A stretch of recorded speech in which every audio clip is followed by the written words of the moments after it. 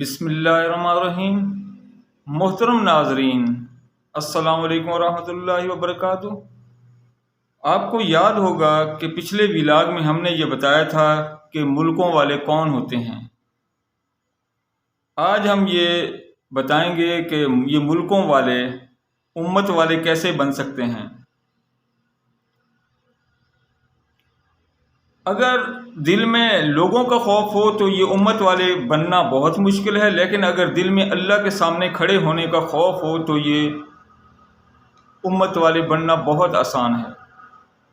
اللہ تعالیٰ نے فرمایا وَجَعَلْنَا بَعْضَكُمْ لِبَعْضٍ فِتْنَةً، اور ہم نے بعض کو بعض کے لیے آزمائش بنا دیا ہے۔ اَتَصْبِرُونَ، کیا تم اس آزمائش پر ایک دوسرے کی آزمائش پر صبر کرو گے، اس پر پورا اترو گے اس آزمائش میں۔ وَكَانَ رَبُّكَ بَصِيرًا، اور تیرا رب بے شک دیکھ رہا ہے، ازل سے دیکھ رہا ہے کہ کون وَكَانَ کا لفظ ازل سے جو کام ہو رہا ہو اس کے لیے آتا ہے۔ ازل سے تیرا رب دیکھ رہا ہے کہ کون آزمائش پر پورا اترتا ہے اور کون نہیں اترتا۔ آج فلسطین میں جو جنگ کی آگ لگی ہے، یہ جنگ صرف فلسطینیوں کے لیے ہی آزمائش نہیں ہے بلکہ ساری دنیا کے مسلمانوں کے لیے بھی آزمائش ہے، اور اللہ تعالیٰ یہ دیکھ رہا ہے کہ کون اس آزمائش میں کیسے پورا اترتا ہے۔ گزشتہ 75 سالوں میں 2.5 لاکھ سے زیادہ فلسطینی شہید کیے جا چکے ہیں۔ وَمِنْهُمْ مَنْ قَضَىٰ نَحْبَهُ وَمِنْهُمْ مَنْ يَنتَظِرُ، ان میں سے بہت سے تو اپنی قربانیاں پیش کر چکے ہیں اور باقی اس کے منتظر ہیں، اور ان شہیدوں کی قربانیاں رائے گاہ نہیں گئی جاتی، کیونکہ اللہ تعالیٰ ان کو خود فرماتا ہے وَلَا تَقُولُوا لِمَنْ يُقْتَلُ فِي سَبِيلِ اللَّهِ أَمْوَاتٌ بَلْ أَحْيَاءٌ وَلَٰكِن لَّا تَشْعُرُونَ، اور جو اللہ کے راہ میں مارے جائیں ان کو شہید مت، ان کو مردہ مت کہو، وہ تو زندہ ہیں مگر تمہیں ان کی زندگی کا شعور نہیں۔ تو ہمیں بجائے ان کے شہیدوں کی ان کی فکر کرنے کی بجائے اپنے ایمان کی اور بچ جانے والے فلسطینیوں کی فکر کرنی چاہیے۔ اس جنگ کے چھڑتے ہی تقدیر کے قاضی نے یہ فتویٰ دیا ہے کہ قیامت کبریٰ کی ہولناکیوں سے صرف وہی لوگ بچ سکیں گے جو غزہ کی قیامت صغریٰ میں غزہ والوں کے دکھ کا دعویٰ کر سکیں گے اور ان کے ساتھ کھڑے رہیں گے۔ ان کے ساتھ کھڑے ہونے کے 2 طریقے ہیں، ایک طریقہ مسلم ممالک کے حکمرانوں کے لیے ہے اور دوسرا طریقہ ان ممالک کے عام مسلمانوں کے لیے۔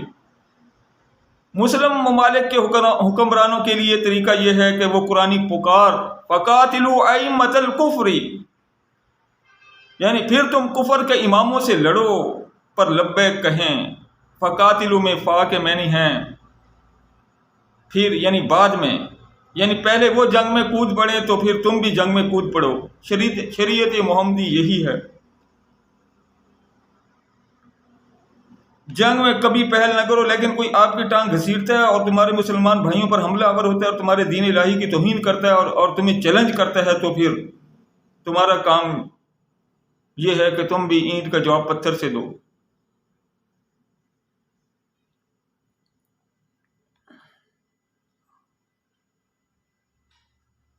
اور پھر یہ مت ڈرو کہ تیسری تھرڈ ورلڈ وار جو شروع ہو جائے گی، تیسری جنگ عظیم شروع ہو جائے گی۔ جنگیں تو ہوتی ہی شروع ہونے کے لیے ہیں، ان سے کیا ڈرنا۔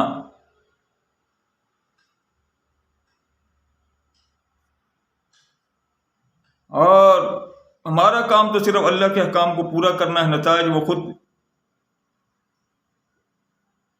ہمارے حق میں کر دے گا انشاءاللہ۔ وَأَنْتُمُ الْأَعْلَوْنَ إِن كُنتُم مُؤْمِنِينَ، اور تم ہی اعلی و بالا رہو گے اگر تم واقعی حقیقت میں مومن ہو۔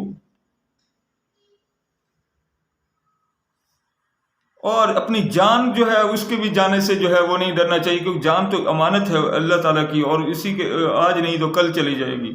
أَيْنَمَا تَكُونُوا يُدْرِككُمُ الْمَوْتُ وَلَوْ كُنتُمْ فِي بُرُوجٍ مُشَيَّدَةٍ، اور تم جہاں کہیں بھی ہوگے تمہیں موت آ جائے گی، خواہ تم مضبوط قلعوں میں ہی کیوں نہ ہو۔ پھر اللہ تعالیٰ لڑنے کا طریقہ بھی یہ بتاتا ہے، وہ اس طرح کہ قاتلوا فی سبیل اللہ الذین یقاتلونکم ولا تعتدوا ان اللہ لا یحب المعتدین، اور اللہ تعالیٰ کے راستے میں، اس کی راہ میں لڑو ان سے جو تم سے لڑائی کرتے ہیں۔ ولا تعتدوا، اور تم حد سے مت بڑھو، بے شک اللہ تعالیٰ حد سے بڑھنے والوں کو پسند نہیں فرماتا۔ امام طبری رحمۃ اللہ علیہ نے اس کی تشریح یہ کی ہے، لا تعتدوا یعنی حد سے نہ بڑھو کی تشریح آپ نے تفسیر یہ کی ہے لا تقاتل کہ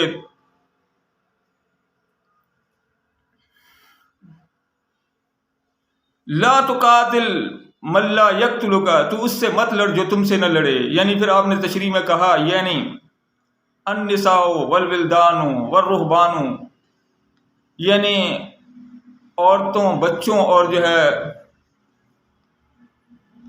جو گوشے نشین تارک الدنیا جو ہے وہ لوگ ہیں، ان سے مت لڑو. یعنی ان سے لڑنا جو ہے وہ حد سے بڑھنا ہے.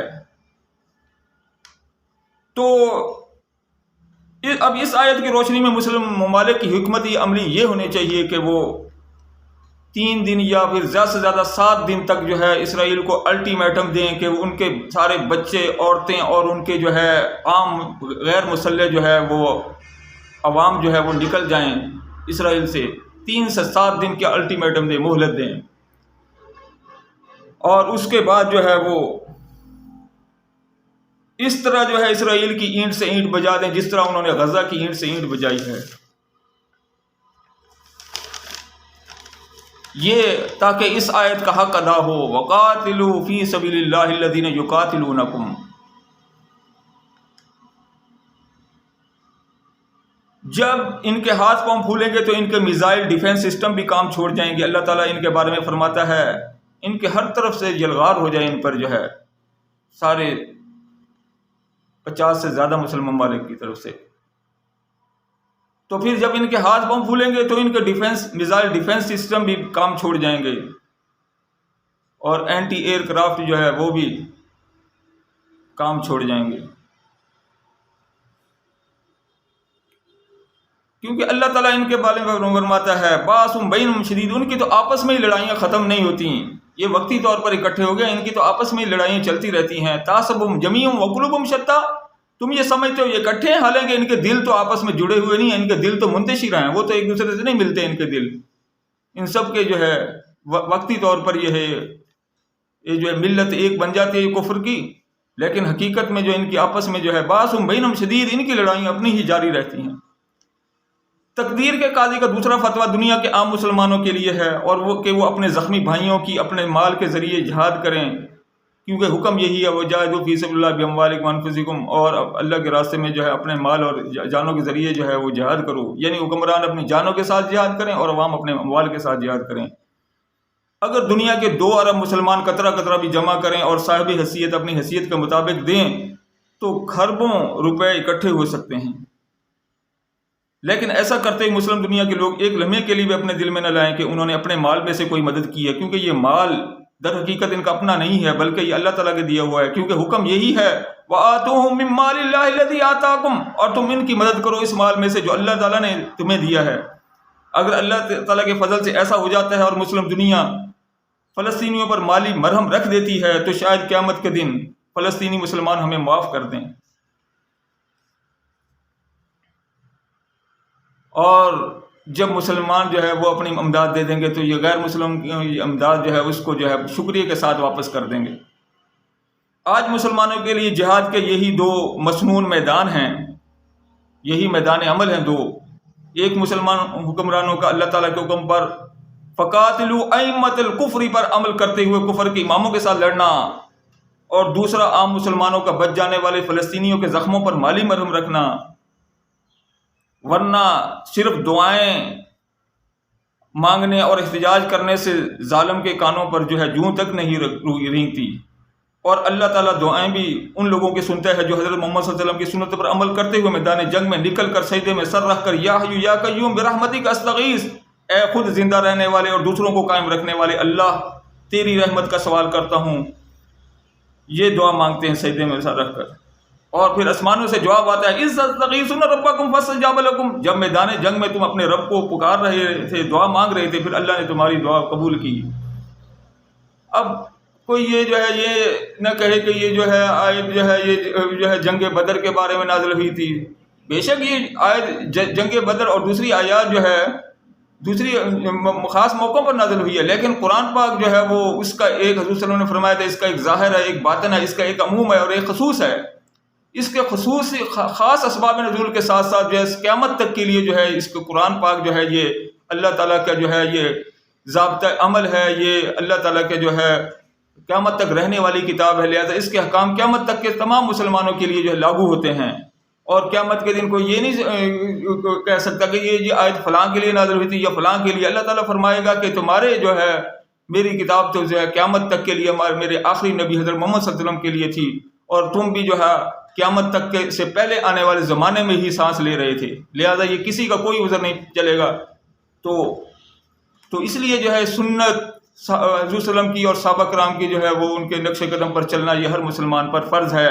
اور جہاد جو ہے اگرچہ جو ہے اسلام کے جو ہے 6 ارکان میں سے آخری رکن ہے، لیکن جب جہاد فرض ہو جائے اور ایسی حالات پیدا ہو جائیں جیسے کہ آج ہو چکے ہیں، تو یہ جو ہے یہ جہاد جو ہے اسلام کا پہلا رکن بن جاتا ہے.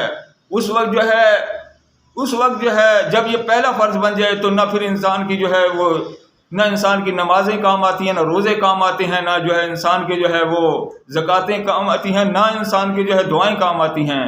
اس وقت جو ہے یہ صرف اور صرف جو ہے حضور صلی اللہ علیہ وسلم کی سنت پر عمل کرتے ہوئے جو میدان عمل میں نکل کر بدر و احد اور احزاب و حنین کی جو ہے وہ جنگوں کی پالیسی پر عمل کرنا پڑتا ہے. بعض لوگ جو ہے فلسطین کی موجودہ 2023 والی جنگ پر حضرت صلی اللہ علیہ وسلم کی وہ پیشگوئیاں پیش کر کے خوش ہو رہے ہیں جو قرب قیامت کے وقت پوری ہوں گی.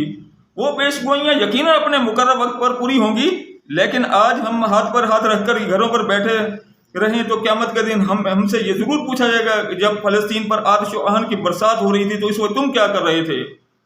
اگر یوں ہی گھر بیٹھے فتوحات ہوتی تو آپ صلی اللہ علیہ وسلم بھی جو ہے ایسے مارکوں میں جو ہے اپنے جو ہے باہر نہ نکلتے.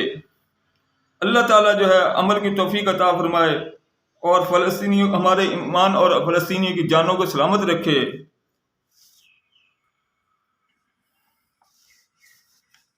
اگر تقدیر کے ان دونوں قاضی کے جو ہے ان دونوں فتویٰ پر عمل نہ کیا گیا تو پھر علامہ اقبال کا وہ قول پورا ہو جائے گا، اے تقدیر کے قاضی کا فتویٰ ازل سے ہے جرم ضعیفی کی سزا مرگ مفاجات. یعنی جو ہے جو لوگ جو ہے کمزوری دکھاتے ہیں ان کو جو ہے اچانک موت آ لیتی ہے. اللہ تعالیٰ جو ہے ہمیں اس سے بچائے، جو ہے جرم ضعیفی جو ہے اس سے بچائے. ہم جو ضعیفی کے جو جرم میں مبتلا ہو گئے ہیں، بزدلی کے جو روگ لگ گیا ہے، جو حضور صلی اللہ علیہ وسلم کی حدیث کے مطابق ہمیں جو ہے وہن کی جو بیماری آ گئی ہے، موت سے جو خوف آ گیا، اللہ تعالیٰ اس سے ہمیں پناہ دے اور ہمیں جو ہے جذبہ عمل اور جرت اور استقامت اور جو ہے اپنا اور آئین مرداں جوان مردی وہ بھی باقی اللہ کے شیروں کو آتی نہیں رباہی، اس رباہی جو ہے لومڑی پن سے ہمیں بچائے اور شیروں جیسی جرت عطا فرمائے. وآخر دعوانا الحمد للہ رب العالمین وما علینا الا البلاغ. سبحان ربک رب العزۃ عما یصفون وسلام علی المرسلین والحمد للہ رب العالمین وصلی اللہ تعالی علی خیر خلق محمد وعلی آلہ وصحبہ اجمعین برحمتک یا ارحم الراحمین.